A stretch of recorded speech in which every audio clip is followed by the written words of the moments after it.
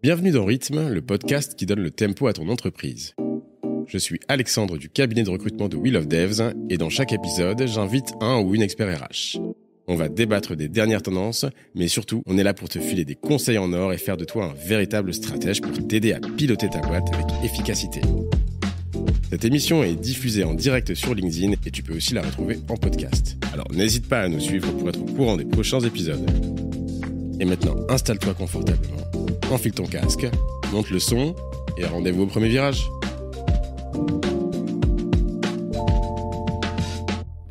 Bonjour à toutes, bonjour à tous. Je suis ravi de vous accueillir pour ce nouvel épisode de Rythme. J'ai le plaisir d'accueillir un invité un peu spécial aujourd'hui, Fabien Caldarella, pour vous parler de l'expérience candidat et de savoir comment ne plus faire fuir vos candidats lors de l'entretien de recrutement et de tout le process. Ah, tu as été. Et bravo. Bonjour tout le monde. Vraiment ravi de t'accueillir aujourd'hui pour parler d'un sujet qui nous tient tous à cœur, évidemment, puisque c'est l'expérience candidat. Oui, tout à fait. Très je bien. suis ravi d'être avec vous. Super. Même si le réveil a piqué ce matin, mais je me suis dit pour tes beaux yeux, c'était important d'être là. Impeccable. Merci beaucoup. Du coup, on va vous faire plein de cadeaux. Peut-être. Voilà. Que des petits tips actionnables grâce à toi. Pour démarrer, écoute, afin de pouvoir que les auditeurs et les auditrices puissent mieux te connaître, oui. Est-ce que tu peux me présenter un peu ton parcours, ton histoire? Parce que j'ai dit tout à l'heure que tu étais un invité un peu spécial, parce que tu as un parcours atypique, et ça, j'aime bien le souligner. Alors, atypique, oui, c'est vrai. Alors, c'est vrai, j'ai tendance à expliquer pourquoi je n'aurais jamais dû finir dans la RH. Donc, tu vois bien, je suis préparé, j'ai mes petites notes, tout ce qu'il faut, parce que je suis hyper carré. Et moi, je viens d'Alsace, 2008, le bac en poche. Sans mention, évidemment, faut pas rêver, j'étais pas le plus intelligent, j'étais le plus malin. Et j'étais ce gars au fond de la classe, si tu veux, un peu rêveur, un peu rebelle, très mal dans ma peau. Il fallait que je quitte mon Alsace. Donc j'arrive sur Paris, 2009-2013, je fais mes études, je me débrouille, je fais des jobs. Tu fais homme sandwich? Home sandwich, je te l'ai dit tout à l'heure, oui, donc je porte des télés pour donner des flyers et tout. Donc je suis caissier aussi en parallèle de mes études, puisque je fais des études de communication. Yes. J'ai un DUT Tech Deco, j'ai une licence en marketing digital et j'obtiens un master en communication à l'EFAP, école de filles à papa. Normalement, c'est attaché de presse. Et 2013, tu vois, il y a un premier pivot qui arrive. Je me dis, la com, c'est pas fait pour moi. Ou la com, telle on me l'a apprise dans les croyances limitantes que tu as, c'était pas fait pour moi. Et je me dis, je pivote sur le recrutement. Et là, j'ai vraiment trouvé quelque chose qui me passionnait. Donc, de 2017 jusqu'à 2023, j'évolue dans l'écosystème recrutement, je passe en cabinet de recrutement, en cabinet de conseil. Yes. Et depuis 2018, je suis full dans le conseil, sur des postes de head of RH, sur des sujets aussi recrutement. Et depuis peu, puisqu'en fait, on va parler de l'expérience candidat, mais l'expérience que j'ai eue l'an dernier m'a justement fait cranter et monter ma boîte, monter Revoxella, et l'idée, c'était révéler l'importance de l'innovation et de la performance RH sans langue de bois, en lien toujours avec les enjeux business. Donc c'était comment sortir un petit peu de ce carcan qui nous emmerde, parce que vraiment, moi je parle d'expérience candidat unique et légendaire. Wow, la promesse. Et donc voilà pourquoi j'ai monté ma société, mon parcours, je te l'ai donné en 30 secondes, on n'a pas le temps et on n'a pas envie d'entrer dans le détail. Mais je n'aurais jamais dû finir dans les RH. Et qu'est-ce qui t'a fait du coup aimer ce métier-là en particulier? Parce que tu t'as switché, et en quoi t'es tombé amoureux des RH finalement? En quoi je suis tombé amoureux? Alors moi j'ai deux combats, si tu veux. Une chose vraiment qui me tient à cœur, c'est je crée des rencontres, crée des opportunités, de la valeur. J'ai pas fait du RH parce que j'aime les gens, enfin pas du tout. On va juste arrêter 5 minutes, loin de là. Ok, on adore échanger, rigoler, papoter, pour autant... Comme tout le monde, en fait. Comme tout le monde, bien sûr. Mais l'idée, c'était vraiment créer... comment je suis capable, moi, d'avoir un impact sur la vie d'une personne lorsque tu as besoin de l'aiguiller, de l'accompagner, de la challenger, à se poser des questions, et comment nous, on est en mesure de l'accompagner et d'avoir un réel impact sur son sujet. Que ce soit, tu vois, sur créer cette rencontre avec une boîte, vendre, parce que le recrutement, in fine, c'est beaucoup de la vente de job aussi. Donc, c'est un peu assimilé à du business. Et c'est le côté vraiment impact. Plus tu grandis et plus tu te rends compte que en fait, tu as envie d'avoir un impact sur ces sujets-là. Et là, depuis peu aussi, les sujets que je porte côté inclusion diversité, sur la verticale LGBTQIA+, ou quel impact je peux avoir sur nos générations futures, justement, sur ces sujets d'inclusion de diversité. Donc c'est hyper important pour moi et ça fait sens par mon parcours. Ok, voilà. Super. Et donc c'est ça ton combat finalement, c'est c'est quoi la phrase clé que tu détestes entendre? Je crois que tu m'en as parlé. Qu'est-ce que je t'ai dit? Tu m'as dit on a toujours fait comme ça quoi. Ah ouais, non, je peux pas. Alors la phrase clé de on a toujours fait comme ça m'enquiquine au plus haut point. Dans la mesure où, en fait, non, on est là pour challenger statu quo. Moi, aujourd'hui, j'ai 34 ans. Si nous-mêmes, on n'est pas en mesure de challenger ce qui existe, arrêtons les croyances limitantes, les ancrages limitants. Et j'ai envie de dire, vas-y, sors de ta vie, bouscule-toi, ose. Après, c'est plus simple à dire qu'à faire. Pour autant, tu vois, c'est pas impossible. Faut juste se secouer un petit peu et de te dire, voilà, comment je fais pour sortir de mes ancrages, de mes peurs ou de mes croyances limitantes. Et aujourd'hui, ce qui te fait pas avancer dans la vie, c'est les peurs. C'est ce qui bloque tout. Okay. Les peurs, c'est l'élément bloquant. Et à l'inverse, c'est quoi la chose dont tu es le plus fier aujourd'hui dans ton parcours?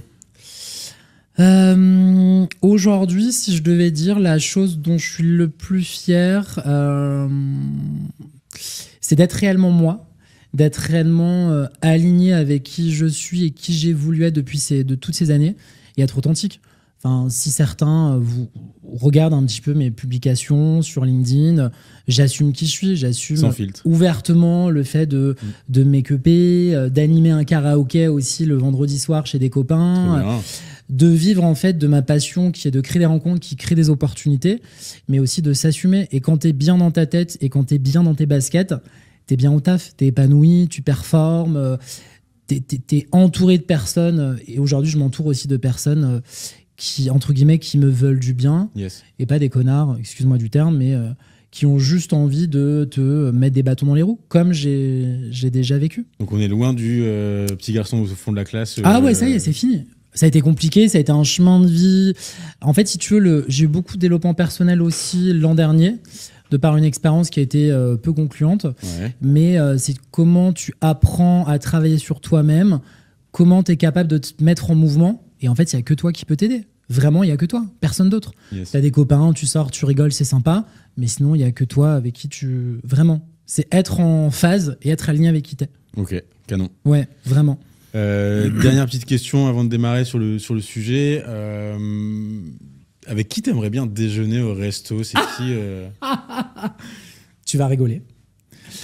Mais j'ai envie de dire avec Jennifer, la chanteuse. Oui, vous connaissez tous Au Soleil. Bien sûr. Voilà. Vraiment, je kifferais déjeuner avec Jen pour le côté humour. Petit message du coup, si elle nous écoute. Jen, est-ce que t'es là? Jennifer, est-ce que tu m'entends? Non, plus sérieusement, je pense faire un méga brunch avec tous mes proches qui sont plus là aujourd'hui, qui sont décédés. Genre, on s'éclate le bide, on mange, on boit, on rigole, on kiffe. Et vraiment, ce serait hyper intéressant. La vie, quoi. La vie. T'aurais aimé que je dise toi? J'espère être là, mais je suis toujours là. T'es toujours invité, t'es toujours invité. Écoute, je te propose qu'on embraye par la définition finalement de l'expérience candidat qui va nous regarder aujourd'hui. Et surtout, là, il faut qu'on abatte une barrière. C'est où elle commence l'expérience candidat et surtout où elle s'arrête. Parce qu'on a tendance à croire que, en fait, on va pousser un peu l'annonce, on va faire attention à ce qu'on met dans l'annonce, etc. Mais en fait, l'expérience candidat, elle commence bien avant et elle termine bien après l'onboarding, en fait. Alors, je m'explique. J'ai juste les feuilles pour donner un exemple. Yes. Déjà, moi, l'expérience candidat, c'est hyper important pour moi parce qu'aujourd'hui, tu as 76% des personnes qui déclarent ne pas avoir des nouvelles d'un employeur après un entretien. Le ghosting, c'est pas que dans le sens le ghosting, candidat. Non, exactement. Et moi, en fait, pour moi, l'expérience candidat, elle commence... donc déjà, on en parle beaucoup parce que c'est hyper intéressant. C'est structurant et c'est important pour l'image de marque. Ça commence par l'annonce. Donc un candidat qui voit une annonce avec des éléments liés à la rémunération, des éléments liés au process. Donc tu vois, l'expérience, elle commence à l'offre d'emploi. C'est la première impression que ton candidat a, puisque moi, un candidat, je le traite comme un client. Bien sûr. On va y revenir. D'ailleurs, en anglais, on dit une publicité, quand on publie une annonce, on dit une publicité. On dit pas... Ça fait sens, donc c'est Bien hyper sûr. important, puisque c'est dès lors où ton candidat voit ton annonce, le process de recrutement aussi, les avantages. C'est Les un client. avantages, c'est pas la mutuelle, on s'en bat les couilles en fait. Puis en plus, c'est légal. Donc, On s'en fout. Donc en fait, c'est quelle image? C'est l'offre d'emploi, le process, les expériences que tu vis pendant ton process. Et ça fait sens. Donc tu vois, bien en amont. Après, c'est les échanges que tu as avec ton... le recruteur, avec les RH, avec les managers que tu as dans les échanges. Les fameux hiring managers qu'il faut réussir à cadrer un petit peu parfois. Ouais, on les forme, évidemment, tu vois, on les forme. Mais vraiment, l'expérience candidat commence vraiment sur ces sujets-là. Et moi, pour avoir eu des expériences vraiment de merde, l'an dernier, je te donnerai un ou deux exemples, vraiment de merde, et beaucoup de discrimination, je me suis dit, en fait, une mauvaise expérience et ta réputation d'entreprise, elle en prend un coup. Tu récupères des commentaires sur Glassdoor. Exactement. Un candidat, c'est comme quand tu vas faire tes courses. Tu vas faire tes courses, tu fais les magasins, tu as une mauvaise expérience, tu en parles à 10 personnes. Ben en fait, dans les faits, ton candidat qui vit une expérience vraiment sur mesure, unique et légendaire, c'est vraiment, je parle de légende parce que je te parlerai d'une petite anecdote qui m'est arrivée. C'est comment tu arrives à transformer même un feedback qui soit en non, en opportunité de se dire ce candidat viendra pas chez moi où je vais faire un non, il ira dans une autre société, je vais suivre le candidat. Pour autant, derrière, je peux le transformer en business. Ça peut devenir... Moi, j'ai des candidats qui sont devenus des amis, tu vois, ou des candidats dont j'ai mis 2 ans à faire venir parce qu'ils voulaient pas venir, ils avaient une mauvaise image de marque. Donc ça commence, si tu veux, dès lors où le candidat voit ce qui se passe dans ton entreprise jusqu'au moment il arrive, jusqu'à l'onboarding. Okay. L'onboarding, c'est le fait d'intégrer ton collaborateur. Mais il faut soigner aussi ton onboarding. Donc, tu mets en place des séminaires d'intégration, tu as plein de petites choses que tu peux mettre en place qui ne sont pas forcément très onéreuses. Yes. Et du coup, c'est là où commence l'expérience collaborateur. C'est à partir du moment où tu as l'onboarding qui est fini. Attention, parce que là aussi, encore une fois, je mets un petit peu un point là-dessus. Oui. Tant que l'onboarding n'est pas réalisé en entier et que le nouveau collaborateur ou la nouvelle collaboratrice n'est pas bien intégré et bien sur son poste, est-ce qu'on parle encore d'expérience candidat ou est-ce qu'on est déjà dans un processus de collaboration? Alors, tu l'as très bien dit. En fait, moi, je mets un point d'honneur à ce que le candidat, on parle d'expérience collaborative dès lors où le candidat, pour moi, est validé sur sa période d'essai. Okay. Pour autant, nous, côté RH, moi, je m'assure systématiquement sur du off un petit peu, après 1 an, que la promesse vendue soit en phase avec la promesse vécue. Yes. Donc ça continue encore. Ça continue, bien sûr. Après, on a des équipes RH qui font le suivi des collaborateurs. Moi, je suis plus focus sur l'acquisition parce que j'aime les challenges et j'aime ce côté diversifier justement les canaux d'acquisition, me challenger sur des messages d'approche. Pour autant, c'est comment je garde ce lien entre ton expérience candidat qui devient collaborateur et comment mon collaborateur devient collaborateur et après t'en fais des ambassadeurs. Ok, voilà. Canon. Et je rebondis sur... Alors je vais peut-être aller un peu à l'inverse de ce que tu dis, mais pour moi l'expérience candidat elle commence bien avant la publication de l'annonce en fait, parce que justement la notion de la marque employeur, de l'image de marque que tu renvoies, etc.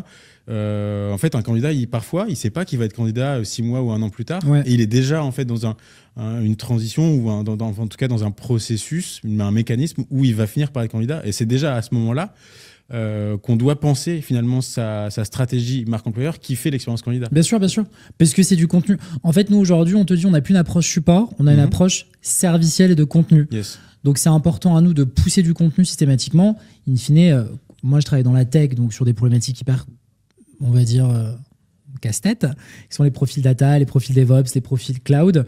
Et en fait, c'est comment le candidat, sans s'en rendre compte, peut devenir candidat. Mais ça passe par le message que tu vas mettre sur LinkedIn, par le ton que tu vas employer sur tes annonces, par les événements que tu vas faire aussi. Mais in fine, il y a un moment où on doit lui dire, est-ce qu'on est là, tu vois, moi je fais des entretiens ou des échanges déguisés sans leur dire que c'est des entretiens. On prend un café, je les rejoins en sortant du taf. Au moins, ça montre... Après, l'idée, c'est de le recruter derrière. Ouais. Mais c'est juste que le candidat ne voit pas que ça a été, si tu veux, un process où l'intention, à un moment, lui dit on a envie de te recruter, mec. Tu vois, ça a matché avec nos valeurs. Oui, mais après, comme il y a un terreau qui est déjà assez mature, tu as planté la petite graine. Je dis toujours, je plante la petite graine et je vois dans quelle mesure elle évolue. C'est ça. Et justement, tu parlais de ça, je voulais faire un focus là-dessus, sur l'approche directe que tu as pratiquée du coup pendant des années en cabinet. C'est quoi un bon message d'approche parce que en fait c'est un moment qui est crucial quand tu as préparé un peu le terrain comme tu dis là, quand tu as publié ton annonce, comment tu fais pour avoir au moins une réponse, qu'elle soit positive ou négative, à un message d'approche? Moi je le fais, alors le recrutement aujourd'hui c'est du marketing, donc moi je l'articule en mode AIDA. AIDA, donc attention, intérêt, désir, action. On s'en bat les couilles qu'en fait ton annonce, tu vas lui donner 100K, 150, on s'en fout. C'est aujourd'hui, tous les candidats, ils bougent parce qu'ils sont soit frustrés, soit un manque de reconnaissance.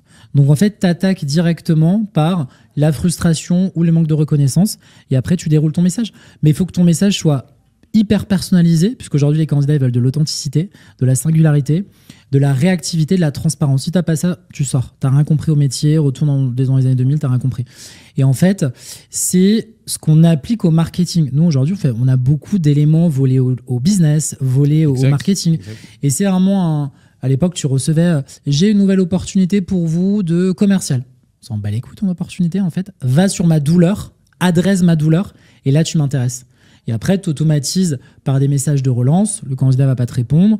Tu relances ton candidat, mais tu es aussi en mesure avec tes équipes d'itérer, de te poser, d'expérimenter de nouvelles façons de faire pour aller chercher ton candidat. Okay. Tu as la chasse, tu as les annonces. Après, moi, je mise aussi beaucoup dans la tech. Il y a 30% de tes recrutements qui doivent se faire par la cooptation. Ouais. C'est indispensable. Et ça fait partie de l'expérience candidat. En fait, quand il y a une expérience candidat qualitative, justement, à la fin, le dernier step, c'est... Tu l'as dit tout à l'heure, ambassadeur et cooptation, quoi, clairement. Et ça, il faut que tout soit réglé comme du papier à musique du début à la fin pour pouvoir mettre en place ces leviers-là. Exactement. Et en fait, si tu veux, ton message, tout le monde pense qu'il est automatisé et que... non, parce qu'en fait, les messages, on les personnalise. Demain, on me dit, voilà, j'ai une chasse d'un profil manager, gouvernance, un profil data ingénieur. On a des bases de données, des bases de vie où aller chercher. Pour autant, derrière, aujourd'hui, les candidats veulent de l'hyper-personnalisation. Tu as été sur un blog, tu as vu ce qu'il a fait il a pris la parole, il a fait un event, rebondit dessus pour l'intéresser. Mais aujourd'hui, les gens, ils bougent parce qu'ils ont un problème de frustration et de manque de reconnaissance dans beaucoup, beaucoup de sociétés. Après, on questionne. Hein. On utilise, tu vois, le côté marketing, le son casse. Le son casse, c'est des leviers de motivation avec est-ce que le candidat va être intéressé par la sécurité, l'orgueil, la nouveauté, le confort, l'argent, son casse, le S, la sympathie, ou le E qu'on a rajouté, l'environnement. Et en fait, en fonction de ça, tu appliques un cap son casse. Tu vas te dire, bah, voilà les preuves qu'on a chez nous. Et tu actives l'intérêt de ton collaborateur, de ton futur candidat, pour l'intéresser à ce que vraiment il le motive. Ou sinon, tu as des gens qui vont te parler des tests de personnalité, des biais cognitifs. Salut Marie-Sophie. Des biais cognitifs à retirer, parce qu'évidemment, on a des biais cognitifs aussi dans les échanges. Mais on essaye de ne pas automatiser notre approche à nous qui doit rester humaine. Okay. Après, tu as plein d'outils qui te permettent d'automatiser. Mais encore une fois de plus, hein, pour les RH qui nous écoutent, recruter, c'est pas RH. Non, pas du tout, pas du tout. Vraiment, on a une approche servicielle et de contenu. Vraiment. On a si tu veux, moi j'ai toujours notre métier, c'est du marketing, du RH parce qu'on a des éléments de preuve et on doit connaître évidemment les éléments discriminants, le droit, et c'est important. C'est du marketing, c'est de la com. Et c'est pour ça que j'aime ce métier-là. Parce que c'est vraiment un métier et tu fais du business parce que tu es acteur. Sans toi, on recrute pas. Et il n'y a pas de business. Et c'est quoi les avantages principaux et comment tu mets en place une expérience candidat qui soit idéale? On va commencer par l'annonce. Ouais. C'est quoi, qu'est-ce qui doit figurer sur l'annonce en priorité pour avoir une expérience candidat qui soit optimisée? Et déjà, c'est quoi les mécanismes aussi derrière pour garder ce lien fort avec le candidat après cette chasse, cet événement de chasse? Déjà, pour moi, si tu veux, l'élément numéro 1, c'est l'oseille, en fait. Ah oui. On ne travaille pas pour la gloire, les gars. Moi, je dis tout le temps, et les gens rigoleront quand ils m'entendront, on remplit le frigo. Qui remplit mon frigo, en fait? Ma gloire? Non, pas du tout. L'oseille, indispensable. Le process de recrutement, les étapes. Et en fait, tu vois, il m'est arrivé l'an dernier un process de recrutement où on annonçait 3 étapes. Je me suis retrouvé à faire 6 étapes. C'est no go, ça. Hein. Ouais, mais en fait, c'est un red flag. Quoi, mais je me dis... La vie est écrite, ton destin est écrit. Donc en fait, si ça ne marche pas, ça devait pas se faire. Et si c'est pas cette opportunité, ça marchera pas. Donc l'AREM, le process annoncé, les valeurs partagées, le process, s'il vous plaît, 3 ou 4 étapes, hein, qu'on se le dise, parce que je vois des process à 6 ou 7 étapes, c'est vraiment un red flag, vraiment un red flag. Ce matin, j'ai mis tu sais, j'ai rappelé qu'il y avait notre live de ce matin. Yes. Et j'ai Estelle, une amie, qui m'a mis Fab, juste 6 étapes, t'es bien sympa. Parce que nous, dans la com à l'époque ou dans le conseil, moi, dans une boîte, j'ai fait jusqu'à 12 entretiens. 12 en fait. 6 mois de process. Et en plus, en fait, excuse-moi, j'aurais demandé si c'était un poste de président de la République. Ouais. Tu vois? Et le premier jour où tu arrives, en plus, t'es retesté. Quoi. Premier jour où j'arrive, onboarding de merde. Ouais. Onboarding de merde. Voilà. Donc ouais, je pense que c'est hyper important d'avoir des éléments liés à tout ce qui va être ces sujets-là, la flexibilité, tout ce qui va être aussi le bien-être au travail. Yes. Qu'est-ce que tu mets sur l'équilibre vie pro-vie perso? On va beaucoup de retrouver de télétravail. Tous ces sujets-là, je pense que c'est important de le mettre aussi. Petit focus télétravail. Alors, oui. Question de Baptiste. En tant que... Ah, hello Baptiste. Est-ce que la gestion du... Alors, c'est une très bonne question. Moi, j'ai envie de te dire... Alors, moi, je suis toujours noir ou blanc. D'accord? Là, j'essaie de faire un peu du gris foncé ou du gris... Voilà. Est-ce qu'il y a des commentaires... En fait, derrière, est-ce qu'on connaît la société? Est-ce qu'on allait voir sur son Glassdoor? Mais avoir une gestion du stress, tu sous-entends potentiellement que tu peux être dans des états de stress. Dans tout notre taf, on est dans des états de stress. Toi, à l'époque, tu disais... Sur ton entretien. Ah oui, c'est normal. Donc, j'ai envie de dire, est-ce que c'est un red flag? Non. Est-ce que c'est à garder en tête? Oui, et à questionner pendant l'entretien. J'ai vu que vous aviez noté la gestion du stress. À quoi ça correspond? Est-ce qu'on a besoin de livrer des documents dans des temps impartis? C'est plus à les questionner. Mais je pense pas que ce soit un red flag. En fait, ça dépend aussi. Moi, je dirais que ça dépend aussi du poste. Et gestion du stress, ça veut rien dire. Ça veut tout rien dire. Ouais. En fait, par exemple, effectivement, savoir respecter les deadlines sans stresser, ça, c'est une vraie question. Et c'est vraiment inhérent à une compétence, à une scorecard, quelque chose de précis. Exactement, compétence transposable. Mais gestion du stress au sens global, en fait, ça va dépendre de plein de choses. Par exemple, quelqu'un qui peut être très à l'aise en public, en prise de parole, mais par contre, en entretien individuel, pas du tout. Exactement, je suis d'accord. Voilà. Donc, c'est ces questions-là qu'il faut se poser. Donc, je pense que gestion du stress, quand il y a un retour, un feedback là-dessus, il faut essayer de creuser un petit peu pour savoir quelles sont les pistes d'amélioration par rapport à ce qui s'est passé. Je suis d'accord. Et surtout bien comprendre pourquoi, en fait. Exactement. Après, quand tu es candidat, t'as un peu le côté j'ose pas, mais en fait, challenger vos interlocuteurs, on attend que ça. Oui, en face, quand on a si tu veux, des candidats. Des robots un peu. Ouais, des robots, mais questionner, tu vois, c'est un échange humain.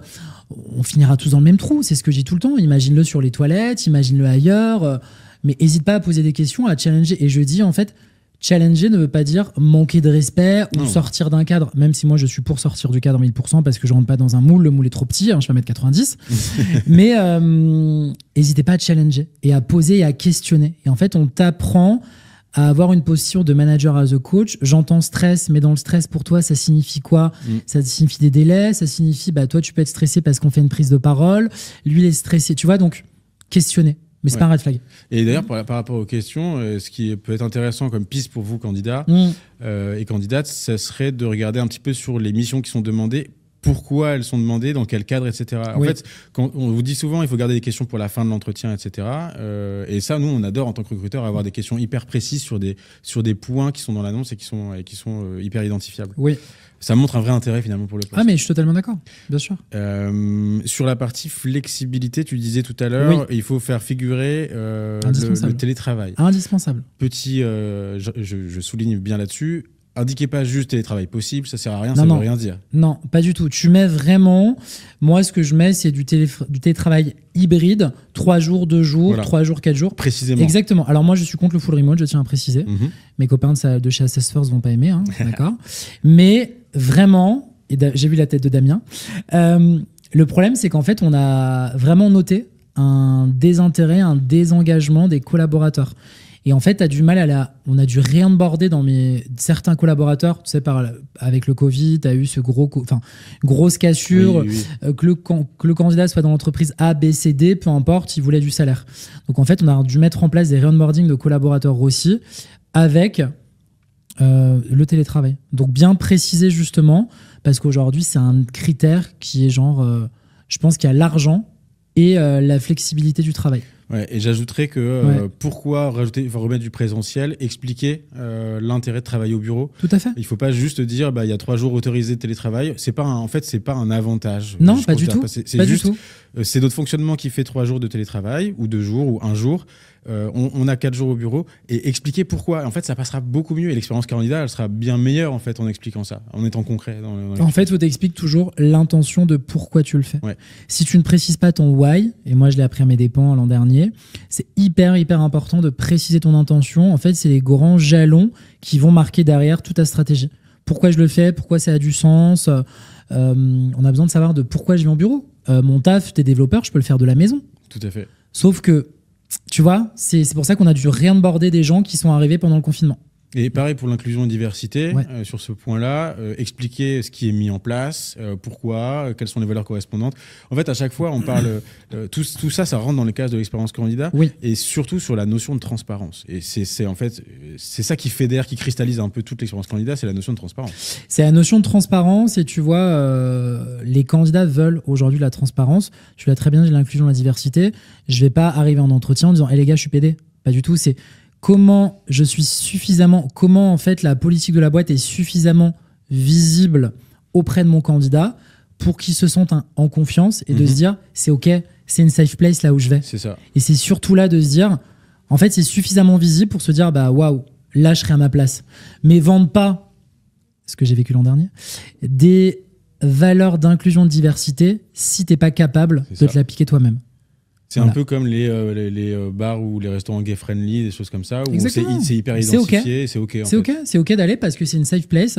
Moi, on me dit, ouais, mais tu veux que les candidats aient une pancarte ? Non, c'est nous, professionnels, d'être suffisamment transparents pour communiquer dessus. Si t'es pas à l'aise dessus, c'est que tu as quelque chose à cacher, mon chéri. Vraiment. Et petite parenthèse aussi, parce qu'on est sur la journée internationale des travailleurs handicapés aujourd'hui. Ouais. Attention aussi sur la partie expérience candidat d'inclure tout le monde, c'est-à-dire d'avoir des annonces qui peuvent être consultables et lisibles par tout le monde. Ouais. Alors ça, c'est pas évident. Je t'avoue que moi, c'est pas là où je suis le plus fort. Ouais. Mais je sais qu'il y a des sujets. Moi, quand je te parle d'inclusion diversité, j'ai ma verticale sur laquelle je me bats. Après, tu as des sujets liés à la parentalité, tu as des sujets liés aussi à l'handicap. Est-ce que les locaux aujourd'hui ici te permettent d'accueillir aussi une personne pour les entretiens, par exemple. Pour les entretiens, tu vois. Je sais que certaines boîtes ne veulent pas y aller parce qu'elles ne sont pas suffisamment câblées pour, organisées pour. Moi, ce n'est pas mon combat. Okay. Vraiment, pour autant, on travaille dessus. Mais tu vois, j'accompagnais aussi, on parle beaucoup d'inclusion diversité, la réinsertion professionnelle des personnes qui ont été en prison, je travaille avec des organismes ou des assos pour la posture en entretien, quel élément avoir. C'est aussi une verticale inclusion diversité. Tout à fait. Mais bon, à un moment, il faut choisir ses combats. Oui. Hello, hello. Ouais. Alors, être plus transparent dans le télétravail, c'est hyper important. Par contre, le télétravail peut tout à fait marcher à 100% ou en mode hybride. Mode hybride, je suis d'accord. Si tu as un bon échange avec le collaborateur, que ce soit en hybride ou en full remote, il travaille forcément bien. S'il y a un problème, ce n'est pas parce qu'il y a sursis, ça va arranger. Alors, merci beaucoup pour... Ok, merci Baptiste. Moi, je suis ok avec le sujet. Enfin, j'entends déjà problème. On va pas te dire que si tu es en télétravail, il y a forcément des problèmes. Je dis juste que tu as une émulation qui est différente et qu'en fait, je sais que tu as certains devs, certains profils qui sont derrière le bureau, qui sont focus. Nous, côté RH, côté recrutement, on a vu un réel désengagement. J'ai pas les chiffres, j'aurais dû prendre les chiffres, mais j'ai pas les chiffres. Mais tu as eu vraiment un réel désengagement de certains collaborateurs qui avaient oublié les locaux, tu sais, l'échange à la machine à café, quoi. À la machine à café, tu as des infos un peu en off. On aime bien tous un peu... Les potins. Vois, les potins, quoi. On aime un peu les potins. Et c'est ce côté-là, on a vu qu'il manquait. Ou des fois, tu te dis, tu sais, faire passer une info de manière un peu officielle. Moi, dans certaines boîtes, on m'a déjà dit, fais passer l'info d'une manière un peu officielle. Au bureau. Ouais. Ouais, et puis il y a aussi une question d'interprétation des langages, de ce qui est écrit. C'est-à-dire que si on parle beaucoup de communication asynchrone quand on est en full remote, on se rend compte aussi que parfois certains messages peuvent être mal écrits ou en tout cas mal interprétés. Oui. Le fait d'être face à face avec quelqu'un en physique peut aussi casser cette barrière-là et on est plus enclin à creuser un peu et à parler de façon naturelle. Parce qu'il y a une frustration aussi de se dire quand mon manager ou ma manageuse elle veut me parler, elle me sollicite sur mon emploi du temps, un rendez-vous de 30 minutes en one-one. Tout de suite, ça met du stress. Mais ça rejoint ce que je te disais. Au final, c'est quoi? C'est de la transparence, c'est du respect, c'est de l'authenticité et c'est une vraie stratégie pour construire vraiment une relation durable. Et ça, c'est OK. Le reste, ça y est. Et en fait, moi, je dis, je mets toujours je suis le RH, mais je mets l'humain au cœur de l'action, au cœur du recrutement et ça fait vraiment toute la différence. Et tu crées un réel engagement, une réelle confiance, que ce soit ton candidat, ton collaborateur, ton client interne, ton client externe. Parce que du coup, même les problèmes sont remontés facilement. Ouais. J'en viens un petit peu aux outils. Dans l'expérience candidat, c'est important aussi d'avoir une toolbox qui soit cohérente, qui soit bien organisée. Parce qu'il y a un point crucial dans l'expérience candidat, c'est le feedback. Tu l'as dit tout à l'heure, oui. Les candidats qui ne répondent plus, ça marche aussi de l'autre côté. Oui. C'est quoi les étapes? On va dire, voilà, le candidat, il a entendu parler en bien de ton entreprise, oui. Il a vu ton annonce, il a apprécié, tout était transparent, c'était carré, il avait toutes les infos. Il a pris sa décision, il postule.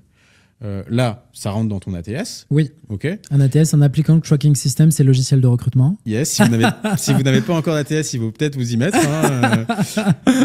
Mais voilà. Et après, chaque ATS a ses forces et ses axes d'amélioration. En tout cas, voilà, il y a des ATS qui capitalisent plus sur la diffusion des annonces, oui. d'autres plus sur l'expérience candidat, justement. Oui. Et c'est là où je voulais en venir. C'est quoi les étapes cruciales une fois que le candidat a postulé qui doivent surtout ne pas être oblitérées et qu'on doit respecter absolument? En fait, alors ça ne tient qu'à moi et dans ma vision. Moi, je travaille avec des ATS qui permettent d'automatiser toutes les étapes. Ton candidat a postulé, le candidat reçoit une annonce disant qu'on a réceptionné et on l'appelle sous 3 jours. Ok, donc tu mets une deadline. Ah, une deadline. C'est-à-dire qu'aujourd'hui, les boîtes qui te mettent sans retour de notre part sous un délai de 30 semaines, considérez que votre... On s'en bat les couilles en fait, une fois de plus, d'accord? C'est de la merde parce que ton expérience c'est de la merde. Si qui le fait, les grosses boîtes, le Hermès, qui se prévaut de recevoir 1500 candidatures, c'est ok en fait. Mais fais un retour, n'accuse pas machin, il va dire oui mais j'ai pas le temps. Ok, délègue, paye quelqu'un et délègue. Donc c'est hyper important de mettre une deadline. Moi je fais un retour, de se dire bah on fera un retour sous 3 jours. Après on a des screenings, nous on screen les CV directement. De se dire bah ok le screening ça convient pas, tu mets un automatiseur, de se dire bah refus candidature et moi je mets systématiquement une petite paraphe sur pourquoi je l'ai pas retenu à la main dans mon mail. Okay. Tout le temps j'ai regardé les CV, il vous manque ça, l'expérience ne fit pas, je voulais quelqu'un qui... Après attention, les candidats ne regardent pas toutes les annonces aussi. Tu l'as mis dedans et ils n'ont pas regardé, alors que des fois je mets toutes dans les annonces, puisque les annonces pour moi elles doivent être longues et complètes. Yes. Au plus elles sont longues, au plus elles sont complètes, au plus elles ont du sens, au plus elles ont de l'impact. Et en plus ça fait bosser ton SEO. Ça fait travailler ton SEO. Tout à fait, le référencement. Retour à chaque étape. Moi, avec mes candidats, ça ne tient qu'à moi, débrief à chaque étape. Je le reçois en entretien et je dis des fois, tu sais, ça sert à rien de réinventer la roue. Enfin, back to basic. Le back to basic, c'est retour aux fondamentaux, c'est un feedback constructif. Je reçois le candidat, on parle entretien, je suis hyper à l'aise avec le feedback à chaud. Qu'est-ce que vous en avez pensé? Clairement. Comment ça s'est passé? Moi, donc je fais les entretiens semi-structurés, en forme, en mode dessine-moi ton parcours. Donc moi, les candidats, j'ai toujours un truc au tableau, ils dessinent leur parcours, qu'est-ce qui fait que, pourquoi ils sont passés par là, les petites questions. En fait, plus avoir une approche qui soit un peu plus narrative, plutôt que de leur expliquer leur CV, leur machin. Je leur demande aux candidats de réciter, de dessiner en fait leur parcours. S'ils sont OK, hein. Des fois, j'ai des chemins, des fois, j'ai des tableaux bien droits. Et ça permet d'avoir un entretien un peu moins formel, un peu plus authentique. Après, derrière, c'est des feedbacks à chaque étape. Feedback, SMS, appel, tout le long du process. Okay. Et si c'est un non, j'appelle mon candidat. En fait, j'appelle mon candidat. Et je lui dis, écoute, au vu des éléments factuels, j'ai fait du STAR en entretien, situation, tâche, action, résultat pour aller chercher une compétence transposable. Tout à fait. De se dire... Big up à l'école du recrutement. Notamment. Big up à l'école. Ah non, je l'ai appris. Alors, je l'ai appris en cabinet de recrutement. Okay. Exceptionnel. Mais tu as ta scorecard, évidemment, on n'est pas rentré dans le détail, mais bon, c'est pas le sujet. Tu as ta scorecard qui vient valider la compétence transposable, tu essayes de retirer tes billets. Évidemment, on a tous des billets. Il y a un moment, tu te dis, est-ce que je me vois travailler avec cette personne-là? Yes. Et le feedback tout le long. Le feedback, avoir un élément différenciant. Moi, j'ai déjà invité des candidats aussi, un truc un peu sympa, à des solutions de serious game ou de business game. Tu vois, où je faisais en fait de la cooptation via des collaborateurs et on faisait un process sous forme là. J'ai fait un process sous forme de lancer de H aussi à l'époque. Why not? Ouais, recrutement sur WhatsApp et un recrutement en format cours de cuisine. Ok. Et tu vois, au moins, les gens, ça les marque. Et après, c'est ton feedback à toutes les étapes. C'était pour quel type de profil que tu as fait ça? Tech, toujours. Tech? Ouais, Ok. toujours. Ça les, tu vois, ça les fait kiffer un peu. Ouais. Imaginez votre CTO. Ouais, mais le feedback, et dans toutes les sociétés, on devrait mettre en place une formation à l'intégration de donner et recevoir du feedback. Ouais. Parce que les gens sont pas à l'aise avec ça. Et tu vois, on parle de KPI dans le recrutement. Bien sûr. Clairement, KPI feedback, c'est... KPI feedback, c'est le numéro 1 no-brainer, quoi. On y Dans va, quoi. toutes les boîtes aujourd'hui, tu sais ce qui manque? J'ai un problème de com. Toutes les douleurs sont liées à la communication, ça ne communique pas.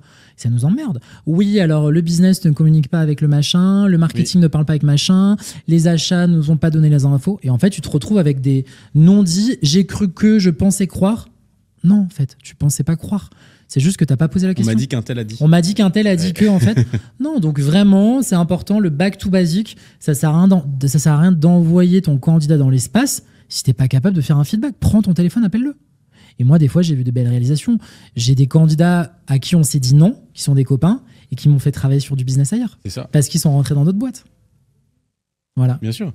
Et je tiens à revenir aussi sur un point, sur la partie, sur les étapes de rendez-vous. Oui. T'es plutôt team, j'appelle pour fixer rendez-vous en live avec le candidat, Oui. ou team, j'envoie un mail et il peut prendre rendez-vous dans mon calendrier. Alors, t'as les deux. En fait, on s'adapte les candidats aujourd'hui qu'on a en face, ils veulent plugger, ils veulent pouvoir choisir directement. Ils veulent être autonomes, en fait. Ils veulent être autonomes, ouais. Ils veulent vraiment choisir dans nos agendas. Donc, on a des Calendly à disposition. Yes. Le candidat plug directement en échange de 30 minutes. Ouais. On fait une précale par téléphone. Préqualification, on va chercher, on va dire, est-ce qu'ils sont à l'écoute, dans quelle mesure ils ont envie de bouger, les éléments un peu de motivation. Mais sinon, je suis team les deux. Okay. Je plug un entretien, mais j'appelle en amont avant. Enfin, je laisse choisir le créneau pour un échange. Pour autant, je l'ai eu au téléphone. Donc, si j'ai le CV. Donc, il faut que ton ATS, quand tu choisis ton ATS, il faut quand même que tu puisses avoir une feature, enfin une fonctionnalité qui puisse envoyer ton calendrier. Mais aujourd'hui, tous les ATS le font. Alors, presque. moi, les ATS avec lesquels je travaille, je big up à mes copines qui se reconnaîtront. Tu peux citer, il n'y a pas de problème. Je peux big up à Tim Taylor. Yes. Coucou Lucille. Je sais qu'ils le font très bien. Isa, elle dit hello Isa, je pensais croire à. Il y a Isabelle, il y a les copines Salut qui sont Isa. connectées.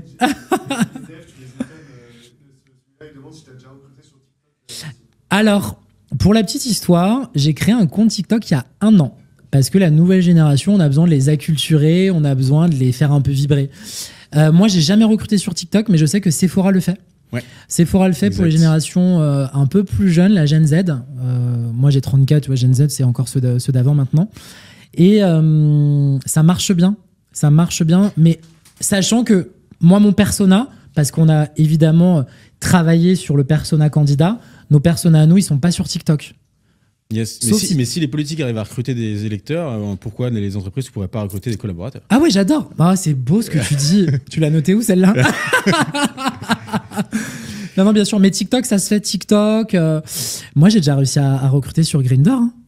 Allez. Ouais, c'est une petite application de rencontre sympa. Et sur Tinder aussi. C'est drôle, hein? Mais il y a des entreprises aux États-Unis qui ont fait des campagnes de recrutement sur Tinder de A à Z. Ouais, vraiment. mais à l'époque, Shaper, je crois que ça s'appelait. Ouais, Shaper, ouais. Shaper, c'était le principe de Tinder. Tu matchais, tu dématchais. Je sais que ça. Moi, je l'avais utilisé quand j'étais dans mon ancienne boîte. Ça a fait Enfin, c'est un peu un soufflé, quoi. C'est monté, c'est redescendu assez rapidement. Quand il n'y avait plus de budget com, ça a pu marcher. Il n'y a plus de budget com, je pense. Yes. Le pulch, oh là là. Merci Étienne, en direct d'Australie, en plus, parfait. Nickel. Sur la partie, alors, je reviens sur l'expérience Vas-y. candidat, sur les étapes. Oui. Les feedbacks, c'est important. Oui. Donner les objectifs de chaque entretien aussi. Alors, Oui. ça, on n'a pas forcément parlé, mais je sais que c'est quelque chose qui te tient à cœur. Oui. Quand on envoie un mail d'invitation à un candidat ou une candidate, c'est important de savoir qui il rencontre. Oui. Qui il rencontre. Qu'est-ce qu'il y aura comme question? On peut envoyer les questions en avance aussi. Quel est l'environnement? Combien de temps ça va durer? Parce que Oui. mine de rien, il y a des gens qui arrivent en se disant ça va durer 20 minutes ou une demi-heure parce qu'ils sont sur la pause de midi et 2 et Je en suis fait ça d'accord. dure 2 heures. Ouais. C'est quoi les trucs vraiment, le best practice sur le mail d'invitation à l'entretien? C'est hyper simple. Qui on va rencontrer, tu l'as très bien dit. Cadré. Cadré surtout, on rencontre qui, pourquoi. En fait, il faut qu'on se dise à chaque nouvelle étape, j'apprends quelque chose de différenciant. Parce que des fois, tu arrives, tu fais réciter 3 fois ton CV. Ouais, c'est ça aussi. Et puis pas faire 5 entretiens avec les mêmes objectifs. Aucun intérêt, tu vois. Et en fait, tu te dis, à chaque nouvelle étape, j'apprends une nouvelle chose. Donc, je cadre, j'équille, pourquoi ? Après, moi, je partage pas les questions, je suis pas un adepte de partager les questions, mais je leur explique qu'il n'y a pas de questions pièges, venez comme ils sont, un peu comme chez McDo, tu vois. Mais on est vraiment sur réévaluer une compétence transposable sur le poste. Tu l'as très bien dit. Franchement, t'as tout. J'ai même pas rien à rajouter. Nickel, merci. Tu fais ça parfaitement déjà, tu vois.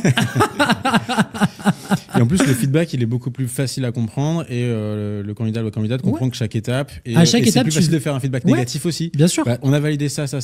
Pour autant, là, ça ne matche pas avec nos exigences, quoi. Exactement. Par contre, ton feedback, s'il te plaît, tu le fais pas en mode sandwich comme je le pensais depuis l'époque. Donc, positif, négatif, positif, c'est articulé d'une certaine façon. J'observe, je ressens quelque chose. J'ai besoin et voici mes attentes. Yes. Orb, ça je l'ai appris dans mon ancienne boîte. Et c'est vraiment canon. Ouais, c'est ça, ouais, exactement. Donc, et le feedback est hyper intéressant parce qu'on t'apprend pendant longtemps, tu mets le positif, tu mets le négatif, tu finis par une note positive. On s'en bat les couilles une fois de plus, d'accord ? C'est vraiment comme j'ai observé quelque chose, j'ai ressenti parce qu'on est des humains, on a des émotions. Oui. J'ai besoin de ça et j'aurais aimé que ce soit comme ça. Attention, émotion, c'est différent de feeling. Hein. Ah oui, bien sûr.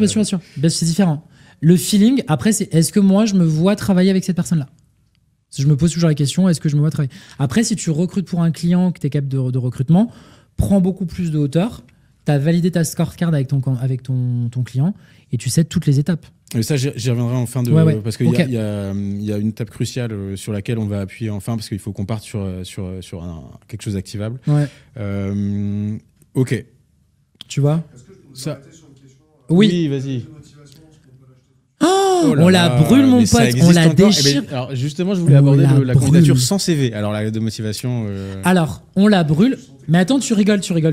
Il y en a encore plein de lettres de motivation. ChatGPT bosse vachement bien. Alors, ChatGPT travaille très bien. Par contre, t'as certains candidats qui oublient d'enlever les EE ou les ES entre parenthèses. Oui. Et on se retrouve avec des petites pépites sur LinkedIn. C'est genre un régal. Mais lettre de motivation, on brûle en fait. Accompagne plutôt dans un mail un peu sympa où tu fais ta candidature spontanée, tu mets en avant tes trucs. Mais on veut un truc authentique. Tu vois, mets ton ton dedans. Enfin, ton ton, ta façon de parler, ta façon d'approcher les choses. Moi, dans chacun de mes lettres de motivation, je devrais mettre en fait. Tu vois, nul, on brûle. Ok, carré. Ouais. Et sur la candidature, avec ou sans CV ? Alors moi, j'ai testé... Alors, pour la petite histoire, on a 2 minutes ou pas ? Allez. Tu veux que je te raconte mon passage à la télé l'an dernier ? Vas-y.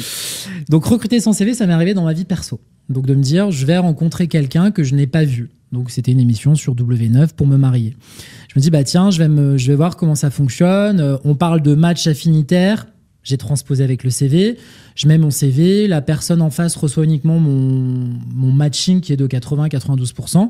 Je vais à la rencontre de la personne et je vois dans quelle mesure c'est possible de créer une belle rencontre. Yes. Moi, ça s'est pas fait. Je me suis pas marié. Donc, je l'ai transposé, si tu veux, au côté business. Dans la tech et dans l'IT, ça ne marche pas puisqu'on a besoin d'avoir des technos bien spécifiques. Mmh. Sur des postes un peu moins capés, quand j'appelle moins capé, c'est des postes où tu as besoin de moins de technicité. Ouais. Des postes, on l'a fait par exemple chez Sephora, on l'a fait chez Primark à l'époque sur des gros volumétries, ils faisaient des assessment centers. Yes. Une demi-journée, on voit pas le CV, tu vas chercher des compétences transposables sur des mises en situation, ça fonctionne. Ok. Voilà. Carré. Mais ça dépend. Tu vois, donc là, c'est pas tout noir ou tout blanc comme j'aime. Il faut faire un peu de gris foncé, un peu de gris clair. Le gros avantage de candidater sans CV, c'est quand même la diversité et inclusion. Ah, bien sûr. Parce que tu vas chercher uniquement la compétence transposable, pas la tête, pas le visage, pas le prénom, par l'âge. Tu sais, j'ai certaines personnes qui me disent encore, mais il a quel âge ? Je m'en bats les couilles, quel âge il a ? Il a 50 ans. Il a 30 ans d'expérience et encore 15 ans à travailler. Oui. Donc, stop, tu vois ? Exact. Ça, c'est une vraie question, la discrimination, parce que la diversité et l'inclusion, c'est aussi bien ça. Sûr. Alors, on imagine le candidat, la candidate a postulé, a passé les 6 entretiens de recrutement. 6 entretiens. Il a tenu jusque-là. Et là, c'est la pépite. Il faut lui faire une proposition. Ça, c'est un peu la bascule, le moment pivot dans l'expérience candidat. C'est quoi tes petits conseils pour pas que ça casse à ce moment-là parce que... Alors moi, merci beaucoup de poser la question. Moi, pour chaque proposition, pour les gros postes que j'avais, je les invitais à déj. Okay. Tout le temps. Je créais un moment un peu informel. Et en amont, j'avais fait un PowerPoint basique. Il n'y a pas de budget, 150 000 €, on s'en fout. Un PowerPoint de pourquoi on veut travailler ensemble. Ce qu'on a retenu de ton parcours, ce qu'on a retenu, ce que tu peux nous apporter, ce qui fait sens, les avantages, la proposition. Donc t'inverses en fait. T'inverses tout le temps, tout le temps. Ton candidat, c'est ton client. Vraiment, ton candidat extérieur, c'est ton client. Ton candidat interne, c'est ton client parce que ça devient ton hiring manager. Et t'as ton client payeur. Donc c'est la règle un peu des 3C. Et donc t'articules un peu cette annonce, tu vas manger avec lui, écoute, j'ai envie de te faire un feedback, et tu lui dis, on a envie de travailler ensemble. Je prépare déjà la proposition. Généralement, j'ai des taux de transfo qui sont quand même assez conséquents. Disons que je suis assez enclin à avoir détecté les leviers de motivation pour que le candidat signe. Okay. Il y en a très peu qui n'ont pas signé. Aujourd'hui, on va signer sous un autre format parce qu'ils me font travailler ailleurs. Mais je pense que c'est important, tu vois, d'avoir un élément écrit et de garder cette relation. Si maintenant tu gères 3000 recrutements comme peuvent le faire des copains dans le retail, à l'inverse, tu peux très bien le templariser. On veut travailler ensemble, la petite photo, un truc tout simple, tu vois, une petite attention différenciante. Avec les qualités du candidat. Qualité du candidat, c'est ce qu'on a retenu. Pour la mettre en valeur. Tu le templatises. Si tu as besoin, si tu fais 3000 recrutements, c'est que ton recrutement, il est industrialisé. Okay. Donc si tu l'as industrialisé, tu es capable justement d'amener ces éléments-là. Ça sort d'un référentiel de compétences et tu les remets sur ta proposition. Promesse d'embauche ou contrat de travail? Promesse d'embauche, indispensable. Donc pas de contrat c'est à l'arrivée. Contrat, alors moi je fais promesse d'embauche, acceptation de la promesse d'embauche, on récupère tous les documents, tous les éléments. La compliance. Parce que sans contrat de travail, on peut pas, sans éléments, on peut pas faire de contrat de travail. Yes. Donc la carte vitale, tous ces éléments-là, on en a besoin. Et ensuite contrat de travail. Okay. Attention, entre le moment où tu envoies ta proposition et où tu récupères les éléments, moi, la proposition, je la mets généralement valable 3 jours. Yes. Si tu crées pas l'urgence, le candidat se dit « Ah, j'ai le temps. » Et après, tu as des candidats qui sont dispo dans 3 mois. C'est comment tu es capable de le garder dans ton process. Le pré-onboarding. Ouais, pré-onboarding tout le temps. Ok, alors du coup, c'est quoi les beaux leviers, les tips pour avoir justement dans un cas où tu as un candidat ou une candidate qui doit venir dans 3 mois, c'est quoi les... Alors moi, et franchement, des trucs, déjà, c'est, tu as des outils qui existent. Tu vas encore déj avec les gens, toi. Je déj avec les gens, pour autant, je leur envoie, je leur pousse de la com. Si on fait des events d'entreprise, je les invite aussi, je les invite aux communions, au bar mitzvah aussi, au VSJF. Putain, Isa, raconte pas toutes nos vies privées. Je leur fais vivre une expérience immersive avant qu'ils soient arrivés. Ouais. Ils sont déjà dans l'entreprise. Ils sont déjà dans l'entreprise sans être dans l'entreprise. Okay. Moi, il y a certains collaborateurs, je leur demande aussi de passer s'ils veulent venir télétravailler chez nous. Ouais. Et c'est OK de se dire, venez télétravailler dans l'écosystème, on vous ouvre les bureaux, et ça marche bien. Okay. Mais en fait, c'est pas perdre le lien jusqu'au démarrage du collaborateur. C'est vraiment hyper difficile, pour le coup. Franchement, easy. Vraiment, je te dis, c'est hyper simple. Okay. Si tu le fais avec le cœur, c'est hyper simple. Si tu le fais parce que tu es obligé de le faire, ça marchera pas. Okay. Parce que ton candidat, tu lui fais pas vivre. En fait, excite-le, fais-le vivre. Tu as envie que ton candidat vienne, tu as mis 2 ans. Moi, j'ai mis 2 ans à recruter des candidats. Tu as envie qu'ils viennent, fais-le vivre tout le temps, ce petit truc, quoi. Shirley, par mail, a beaucoup moins d'impact que le closing fait de vive voix. Ok, je suis d'accord. Elle me challenge, j'aime beaucoup. Ouais, elle a raison. Ah bah oui. Et même pour le feedback, tu disais tout à l'heure, faire des retours négatifs par SMS. Non. En fait, le conseil que je peux donner sur l'expérience candidat, c'est à partir du moment sur les no-go sur le CV. No-go CV, okay, uniquement. C'est okay. Uniquement. Par contre, à partir du moment où la personne est venue en face à face, a pris le temps de venir, a fait l'effort de se déplacer, ah ouais, non, tu l'appelles. C'est un appel. Tu l'appelles, bien sûr. C'est un appel. Moi, je te parlais vraiment sur quand tu reçois ton CV, où là, tu te rends compte que des fois, on reçoit des CV d'ingénieurs IT et pour un poste d'IT, on reçoit des CV de boulanger, de pâtissier. Enfin, il y a un moment aussi, les gars, il faut se prendre en main. Oui. Responsabilisez-vous, s'il vous plaît. C'est OK de dire aussi, vous pourriez lire l'annonce avant de postuler. Moi, je leur dis pas, mais bon, à un moment, tu as envie de leur dire, mec, regarde l'annonce avant de postuler. Et donc là, tu fais un retour par mail. Ça m'est arrivé de le dire quand même. Et en conseillant, parce que finalement, c'était pas une très bonne image que le personne renvoyait. Bien sûr. Après, c'est par métier. Plusieurs postes dans la même entreprise. Ouais, être candidat, c'est par métier, quoi. Non, c'est très clair. Clair. Mais on peut savoir, on peut lire. Ouais, c'est vrai. C'est quoi les petits plus que tu peux donner? C'est quoi tes petits plus finalement? Mes petits plus, je l'ai dit, c'est le back to basic. Ouais. Feedback. Entretien semi-structuré, dessine-moi ton parcours, ça marche bien. Soigner l'onboarding. Vraiment, c'est indispensable. Soigner l'onboarding. Qu'est-ce qu'il disait? Ah, Shirley, t'es au taquet, toi. Donc le SMS de Shirley, oui, tu l'as affiché du coup. Soigner l'onboarding et expérimenter. Vraiment, le maître mot, c'est expérimenter de nouvelles façons de faire. Tout le temps, de te dire, bah, tu vois, moi, je t'ai parlé de business game, de serious game, de Cluedo géant quand je l'ai fait à l'époque. C'est ne pas rester sur ses acquis. Ok. Il n'y a pas 36 solutions à avoir. Après, je te parle là où des boîtes qui n'ont pas forcément le budget. Après, tu vas avoir des welcome kits, des machins, la petite tasse, mais attention à la politique RSE, le petit truc. Mais vraiment, je te jure, le basique, appeler ton candidat. C'est simple. Et sur le feedback, je voulais souligner un dernier point là-dessus. Le feedback, c'est aussi valable dans l'autre sens. Et il ne faut pas obtenir des feedbacks sur l'expérience candidat uniquement des candidats qui arrivent dans l'entreprise. La data la plus intéressante, c'est les candidats qui ne sont pas retenus et finalement, on les met de côté, on les oublie souvent. Et c'est ça qui permet de challenger tes process. Je suis d'accord.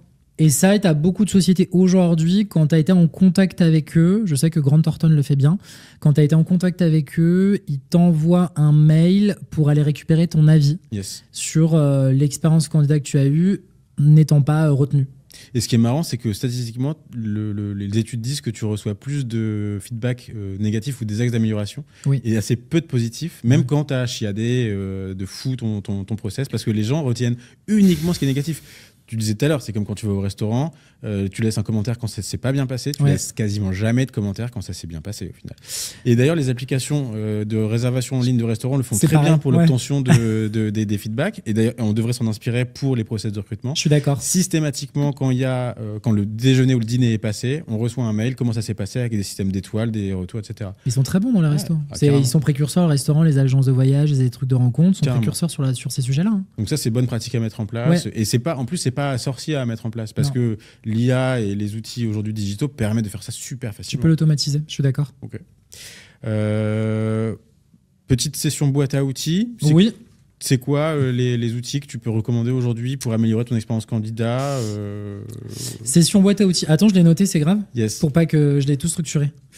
Alors, dans mon quotidien, j'utilise pas mal d'outils, même si j'ai envie de te dire, j'ai pas envie qu'on soit tout le temps orienté solution. On est orienté aussi avec nos jus de cerveau.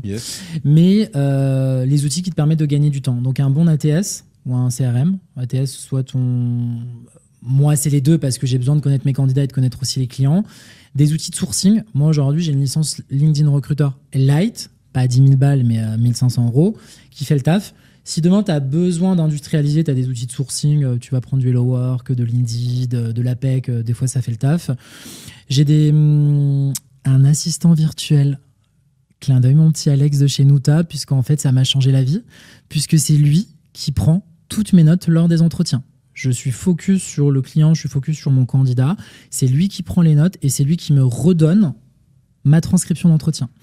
Et après, j'ai un tools du moment, je t'en ai parlé, je crois que tu as kiffé, c'est Yaniro. Et Yaniro, c'est vraiment canon, c'est une plateforme collaborative qui est 100% gratuite, qui compile vraiment les meilleures pratiques RH et managériales. C'est vraiment canon et on trouve des conseils hyper concrets, hyper activables. C'est des sujets sur... On connaît pas tout, hein. Et après aussi... donc des sujets sur l'onboarding, le feedback, la gestion des conflits, à plein de sujets. Et je suis aussi dans des groupes Slack sur nos postes un peu équivalents de ce qui est bien de faire, sur les retours d'expérience. C'est un peu, si tu veux, ce qui me permet de rester dans l'écosystème et de pas me reposer sur mes acquis. Parce que c'est de la merde, sinon t'apprends pas, quoi. Bah, c'est ça, il faut toujours essayer d'aller voir ce qui est innovant et ce qui permet de mieux faire. Bien sûr. Sur Yaniro, Alexis va passer dans ce studio dans quelques temps. Ah, trop drôle. Trop drôle. Alors, on ne sait pas encore si ce sera en Suisse ou ici. Ça, il faut que je joue avec Damien. C'est vraiment trop drôle, tu vois. Mais oui, du coup, effectivement, je recommande vraiment à tous les managers et tous les RH de suivre ce qu'il fait. C'est canon. Parce que c'est ultra activable, que c'est gratuit si on veut le faire par soi-même. Lui, il fait des formations complètes sous format payant. Mais il y a une pelletée de ressources qui sont Je suis d'accord. Il y a juste, je peux juste te couper. J'ai vu une question sur les notes sont qualitatives pour Nuta. Alors, je sais pas. Ouais, Shirley, oui, les notes sont qualitatives. Ton compte rendu est hyper qualitatif. temps en temps, il comprend pas si par exemple on va dire freeze, si c'est un i ou deux e ou des choses comme ça. Mais je peux t'envoyer un exemple si tu veux. Mais les notes des assistants virtuels sont hyper quali. Okay. T'as pas besoin de repasser derrière et tu peux avoir le compte rendu que tu veux. Est-ce que c'est un entretien? Est-ce que c'est un compte rendu d'équipe? Est-ce que c'est un brief client? Il s'adapte. Ok. Ouais. Il y a des ATS qui permettent aussi d'avoir des transcriptions. Ouais, Tim Thaler le propose par exemple. Cool. Et pour conclure, attention, l'expérience candidat, il y a quand même un sujet qu'on n'a pas abordé, mais qui est pour moi à peu près 60% du boulot, le brief du poste. Parce qu'en fait, tout ce qu'on a expliqué là depuis 45 minutes, 1 heure, tout découle du brief de poste. Bien sûr. Il faut que ce soit hyper concret, contextualisé. Oui. Avec l'ensemble des environnements de travail, des outils, des missions, de la possibilité d'évolution aussi. Bien sûr. Et en fait, c'est pour ça que je disais que l'expérience candidat, elle s'arrête très loin dans le temps, parce que cette possibilité d'évolution fait que ton candidat d'aujourd'hui, sur un poste X, par exemple, de consultant, va pouvoir être après chef de BU dans X années, et ça va redevenir un candidat. Mais ouais, en fait, je le transforme, tu as raison, c'est pour ça que je le transforme en expérience collaborative, collaborateur, c'est pour ça que je m'assure à 1 an après de savoir si la promesse vendue est en phase avec la promesse vécue. Ouais. Et tu l'as très bien dit, le brief, après je suis pas rentré dans le détail, il n'y en a qu'1 heure, mais moi je pourrais en parler toute une journée entière, mais le brief du poste avec ta scorecard, si tu challenges pas les managers, le mouton à 5 pattes n'existe pas. Et en fait, tu te rends compte qu'il y a toujours non, mais ça va pas, mais parce qu'en fait, tu comprends du coup aussi. On s'en fout en fait. Tu dois aller te dire, c'est quoi? Si tu devais choisir vraiment 3 éléments différenciants, 3 éléments indispensables, c'est quoi? C'est ça, tac, on y va. Mais le brief du poste, c'est indispensable. Brief de poste et approfondir la culture d'entreprise. Approfondir la culture, la scorecard, tous les éléments qui vont avec, derrière. En fait, tu as l'expérience que tu veux faire vivre, l'expérience vécue et l'expérience derrière que tu penses... On essaie de mettre en exergue, après on va chercher sur l'écart et tu mesures en fait l'écart entre ce qu'on pense faire vivre, ce qu'ils ont vécu et ce qu'on a envie de faire vivre, qui est différent. Yes. Bah écoute Fabien, pour conclure, dis-moi. Qui est-ce que tu voudrais voir à ta place dans ce fauteuil à part Alexis Eve du coup À part Alexis Eve, donc je sais qu'il y a déjà une copine qui a invité, donc j'ai envie de dire Élise Moreau avec son acolyte Léo, qui sont fondateurs de Blendy. Mais je crois que je vais devenir vraiment leur attaché de presse un jour, c'est sûr. Monsieur Promo, quoi. Je crois vraiment que je vais devenir leur attaché de presse. Et comme je savais que tu allais donner cette réponse, ça fait aussi partie du c'est quoi ton dernier Eureka, ton dernier livre que tu recommandes absolument? Ever, permis de recruter, évidemment. Voilà. On a tous été invités, on a tous kiffé. Ouais, c'est important parce que c'est le mythe du... Alors, je ne l'ai pas encore fini, Élise va me buter. Mais si tu veux, derrière, ils arrivent à casser le mythe du recrutement au feeling. On l'entend encore trop souvent, je recrute au feeling, je recrute à l'instinct, je sais faire. Et c'est pour tout le monde, pour les RH, pour les managers, quelqu'un qui ne connaît pas aussi au recrutement. Et je trouve que c'est un bon cadeau de Noël à avoir sous le sapin. Trop bien. Ouais. Et en plus, ça valorise beaucoup l'expérience candidat. L'expérience candidat. On est dans le thème à 200%. Ça fait sens. Quoi. Ça fait sens de ouf. Parfait. Ouais, vraiment. Open to work, les gars, vous êtes ouverts au marché. Donnez-vous toutes les chances d'aller chercher votre opportunité. Puis je dirais surtout que la vérité, en fait, c'est que 100% des gens qui sont sur LinkedIn sont open to work. Bien sûr, bien sûr. Il suffit juste... Alors tu rigoles, hein. 80% des personnes que tu approches tendent l'oreille. Et Isabelle, elle te le dira, elle a déjà recruté des profils tech dans sa boîte qui étaient open to work et qui cartonnent. Mais tu sais, on te dit oui, open to work, c'est un peu les rats morts de machin. Pas du tout. Ça existe, utilise-le. Il existe des applications de rencontres, tu les utilises. Enfin, utilise. France Travail, faux débat. Faux débat. Merci beaucoup Fabien pour tout ça. Merci pour l'invite, cool. C'était incroyable. Je sens que je n'ai pas lui. Non, personne n'a lui, tu es très bien. Oui, parce qu'on lui a mis un peu de make-up, je lui ai dit briller un petit peu, donc on a un peu matifié, j'ai ramené ma valise. Et puis du coup, pour tous ceux qui nous écoutent en replay, n'hésitez pas à nous solliciter. Fabien est dispo sur LinkedIn, moi également, vous pouvez envoyer des invitations. Attends. LinkedIn, Insta, TikTok, Facebook, WhatsApp, Grindr aussi, si jamais t'es dans le coin, écris-moi. Tinder, me dis pas que je ne suis pas visible en fait. On peut le contacter sur tous les canaux et il répond tout le temps. Je confirme. Je confirme. Bien sûr, évidemment. On se revoit dans un mois et puis n'hésitez pas à partager ce contenu, à réagir avec nous, à nous envoyer des DM, tout ce que vous voulez. On sera toujours là pour répondre à vos questions. À bientôt. Bisous. Mouah. Bisous en fait. Mouah.